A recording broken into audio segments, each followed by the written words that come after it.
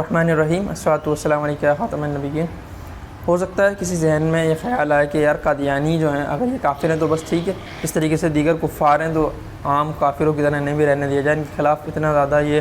Pressure اور اتنا زیادہ شد و امت کے ساتھ ان کے خلاف ریلیاں تو قوانین اور دیگر سب چیزیں یہ کیوں؟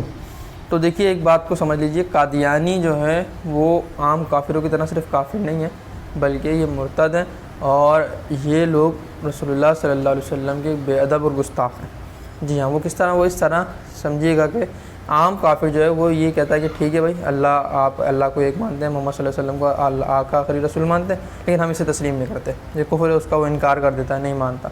لیکن یہ وہ طبقہ ہے جو کہتا ہے بالکل اللہ بھی ہے کہ ہم اسے تسلیم کرتے ہیں، محمد صلی اللہ علیہ وسلم اللہ کے نبی، اسے بھی ہم مانتے ہیں۔ لیکن اب یہ اس سے بڑھ کر جو گستاخی کرتا ہے، جہاں سے یہ طبقہ کفر کی طرف جاتا ہے اور بے دین ہوتا ہے اور رسول اللہ صلی اللہ علیہ وسلم کی سب سے بڑی گستاخی کرتا ہے، وہ یہ کہتا ہے ٹھیک ہے محمد صلی اللہ علیہ وسلم کو بھی ہم اللہ کا رسول مانتے ہیں، لیکن ان کے ساتھ ہم مرزا صاحب کو بھی مانتے ہیں رسول، ہم فلاں کو بھی رسول اور پیغمبر مانتے ہیں، ہم انہیں بھی مذہبی مسلم مانتے ہیں۔ تو اس طریقے سے یہ گروہ جو ہے وہ صرف اور صرف کافر نہیں رہتا بلکہ یہ گستاخی رسول کے زمرے میں آتا ہے، اور ایسے لوگوں کے خلاف پھر کام کرنا، اس کے لیے مسلمانوں کو زور دکھانا پڑتا ہے۔ یہ بالکل اسی طریقے سے دیکھیں توہین، اگر آپ توہین عدالت دیکھیں تو توہین عدالت سب سے بڑی کیا ہوگی؟ سب سے بڑی توہین عدالت یہی ہے نا کہ چیف جسٹس بیٹھا ہے، وہ کیس سن رہا ہے، اور آپ کہیں گے جناب ٹھیک ہے آپ کیس سنیں، لیکن ہماری ایک گزارش یہ ہے کہ آپ چیف جسٹس ہیں، ہم آپ کو مانتے ہیں، دل سے آپ کی عدالت کا احترام کرتے ہیں، لیکن آپ یہ ہمارے ساتھ فلاں بندہ آیا، اسے بھی اپنے برابر میں کرسی دے دیں اور اسے بھی چیف جسٹس کا عہدہ دے دیں،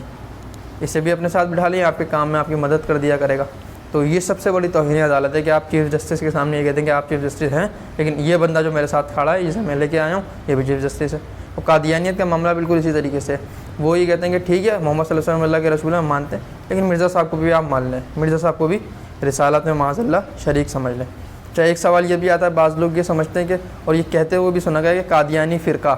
تو یاد رکھیں قادیانی کوئی فرقہ نہیں ہے، ٹھیک ہے نا، قادیانیت فرقے کا نام نہیں ہے۔ مسلمانوں میں بہت سارے فرقے ہیں، رسول اللہ صلی اللہ علیہ وسلم نے فرمایا تھا بہت سارے فرقے ہوں گے، لیکن قادیانیت کسی فرقے کا نام نہیں ہے بلکہ قادیانیت فراڈ کا نام ہے،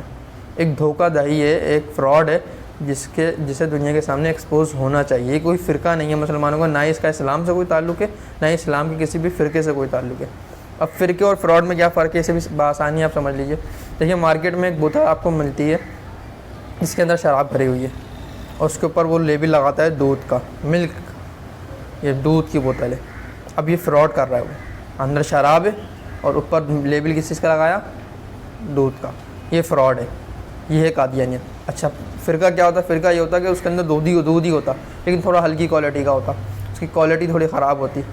تو اب یہ فراڈ نہیں ہوتا کیونکہ دودھ تو ہوتا نا وہ بہرحال، اور اس کے اندر جو ہے وہ بھلے کی ہلکی کوالٹی کا دودھ ہوتا، 2 نمبر دودھ ہوتا، پاؤڈر دودھ ہوتا، جس طریقے کا بھی ہوتا دودھ ہی، لیکن یہ جو فراڈ کیا جا رہا ہے کہ شراب کی بوتل کے اندر لوگوں کو اس کے اوپر لیبل لگا کے دودھ کا لوگوں کو دھوکہ دیا جا رہا ہے، یعنی کہا یہ جا رہا ہے کہ ہم مسلمان ہیں، یا تو قادیانیت اپنے آپ کو یہ تسلیم کر لے کہ ٹھیک ہے بھائی، اس طریقے سے اگر آپ بعض لوگ یہ کہتے ہیں نا بھی قادیانیت کو کام کرنے دینا چاہیے، اور جو ہماری بعض سیاسی پارٹیز کے لوگ ہیں وہ اس چیز کی بڑی حمایت کرتے ہیں، جو لبرل طبقہ ہے وہ یہ کہتا ہے کہ قادیانیت کو بھی فری ہینڈ ملنا چاہیے، تو بالکل فری ہینڈ ملے گا۔ آئین پاکستان نے جب انہیں کافر قرار دے دیا ہے، جس طریقے سے دیگر کافر ہندو، عیسائی اور فلاں سکھ دیگر تمام لوگ جو بھی کفار ہیں وہ اپنے آپ کو کافر تسلیم کرتے ہیں، لیکن ہندو اپنے آپ کو ہندو ہی مانتا ہے، اور جو عیسائی اپنے آپ کو عیسائی مانتا ہے، لیکن اگر آپ قادیانی سے بات کریں تو قادیانی اپنے آپ کو احمدی مسلم کہتے ہیں، مسلمان مانتے ہیں وہ اپنے آپ کو۔ وہ اس بات کو تسلیم کر لیں کہ بھائی ٹھیک ہے ہم بھی کافر ہیں، ہمارا ایک فرقہ، ہمارا ایک مذہب ہے، اور جس کا نام قادیانیت ہے، یا ہم قادیانی یا مرزائی جو بھی کہلاتے ہیں، ہمارا یہ ایک مذہب ہے، ہم کافر ہیں، ہمارا اسلام سے کوئی تعلق نہیں ہے، پھر وہ جو دل چاہے کریں، ٹھیک ہے۔ لیکن ایسا نہیں ہے، کسی بھی قادیانی کو اگر آپ یہ کہیں گے کہ بھائی ٹھیک ہے آپ مرزائی ہیں، آپ کو ہم یہ سب چیزیں دلا رہے ہیں، آپ اپنے آپ کو کافر تسلیم کافر مان لیں آپ اپنے آپ کو، آئین پاکستان بھی یہی کہتا ہے، اور اسلام کی روح سے بھی آپ کا کفر جو ہے وہ ثابت ہے تمام مکاتب فکر میں، اس میں کوئی اختلاف بھی نہیں ہے کسی کا، کیونکہ ختم نبوت پر کسی کا کوئی اختلاف رہا ہی نہیں ہے۔ تو قادیانی ایسا کر لیں اگر، تو بالکل قادیانیت کو پھر پاکستان کے اندر بھی کام کرنے کی اجازت اس اعتبار سے مل جائے گی کہ وہ اپنے آپ کو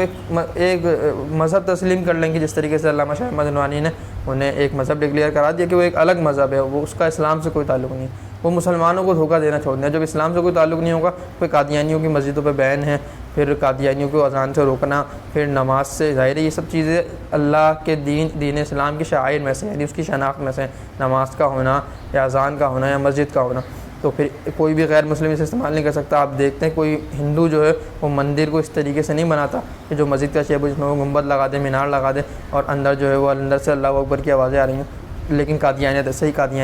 ہیں, اپنی عبادت گاہوں میں جو ہے وہ نمازیں بھی پڑھ رہے ہیں, وہ روزے بھی رکھ رہے ہیں, وہ قرآن کے اور حدیث کے حوالے بھی دے رہے ہیں, اور معاذ اللہ انہی قرآن اور حدیث کے حوالے سے جھوٹے طریقے سے لوگوں کو دھوکہ دینے کے لیے کیا کر رہے ہیں کہ وہ مرزا کو نبی ثابت کرنے پہ تلے ہوئے ہیں. اور قادیانیت کا یہ فتنہ پوری دنیا میں جو ہے وہ بزور اور شور کام کر رہا ہے, بالخصوص پاکستان میں. اور پاکستان میں وہ اس چیز کے لیے پرعزم ہے اور بہت تیزی سے کام کر رہے ہیں کہ کسی طریقے سے یہ جو قانون پاس کروایا گیا تھا 74 میں, اس میں کوئی ترمیم کرائی جائے. کہ ان کی ترمیم صرف اور صرف ان کی ڈیمانڈ اتنی ہے کہ مرزا کا نام اس قانون سے نکال دیا جائے. اور اسی کام کے لیے علامہ شاہ احمد نورانی کو اس وقت میں انہوں نے 1 کروڑ روپے کی آفر کی تھی کہ صرف اور صرف آپ یہ کریں, قانون بالکل پاس کروائیں, آپ ہم روکی نہیں رہے, منکر ختم نبوت لکھ دیں. آپ کیا کریں,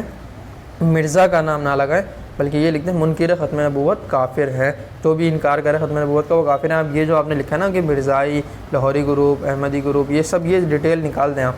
تو بس علامہ شاہ احمد نورانی اگر چاہتے تو اتنا کر لیتے, اور 1 کروڑ روپے اس وقت میں بہت بڑی رقم تھی 74 میں. لیکن علامہ صاحب نے فرمایا کہ میاں آپ نے آنے میں تو بہت دیر کر دی, نورانی کا سودا تو دربار مصطفیٰ میں ہو چکا ہے, اور جو دربار مصطفیٰ صلی اللہ علیہ وسلم میں بک جائے کہ وہ دنیا کی دولت اسے نہیں خرید سکتی. تو آج کی ویڈیو کا میسج یہی ہے کہ قادیانیت کے خلاف جو لوگ کچھ نرم گوشہ رکھتے ہیں, جو کچھ شش و پنج کا شکار ہیں, وہ برائے کرم میرے دوست پریشان نہ ہوں. یہ کوئی فرقہ نہیں ہے, یہ کوئی ایک اسلام کا حصہ نہیں ہے, یہ اسلام سے باہر ہے, یہ ایک الگ مذہب اسے کہہ سکتے ہیں آپ. لیکن بہرحال وہ خود اپنے آپ کو ایک الگ مذہب ماننے کے لیے تیار نہیں ہے. تو آج کی ویڈیو کو شیئر کریں تاکہ قادیانیت کے خلاف جو ہے وہ ہم بھرپور طریقے سے کام کر سکیں. السلام علیکم.